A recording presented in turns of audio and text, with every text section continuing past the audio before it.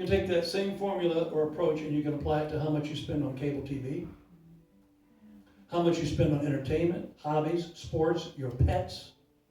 I know lots of people, lots of professing Christians who spend more money on their dogs than they do on missions. I don't know how to tell you this, little Fifi and Fofo, they ain't going to heaven.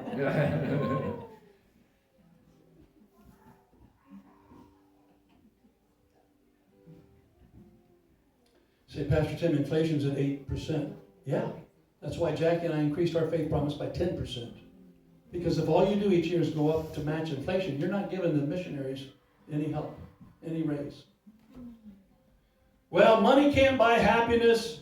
You know, money can't buy love. Money cannot buy salvation. So why the big push for money for missions? Well, you're right. You're right. Money can't buy any of those things. But there's one thing money can buy. One thing. It's called opportunity.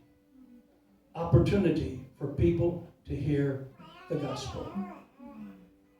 Classic example, Bob Hoskins got his picture on the screen, who God has used to put a Bible into the hands, listen, of 1,800,000,000 children in El Salvador and Russia and China, and on the list goes. And as he shares the testimony of how God opened up the doors in these countries to give the book of life to these children, he had permission, imagine, permission to go into China, permission to go into Russia.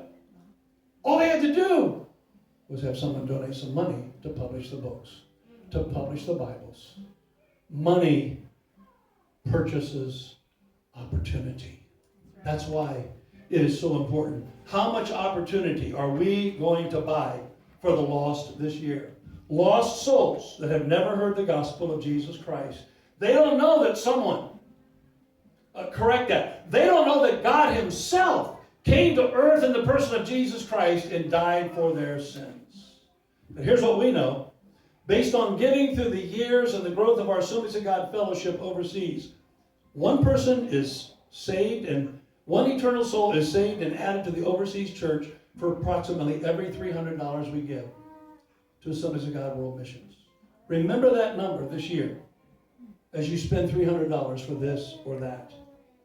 And ask yourself if that expenditure was equal in worth to an eternal soul. Your faith promise goal for the next year, Hope Church, $400 a month, $4,800. Now that's a good goal. It really is. But Pastor Laura Lee did not ask me to come here today and challenge you to reach a good goal. Sorry to tell you. No, she's asked me to come here today and encourage you to make a faith promise goal. A goal that you can and will go after in faith. Because you know that with God, all things are possible. All things are possible. Pastor Laura Lee told me how many regular givers there are in your church. Now relax, she didn't tell me who or how much.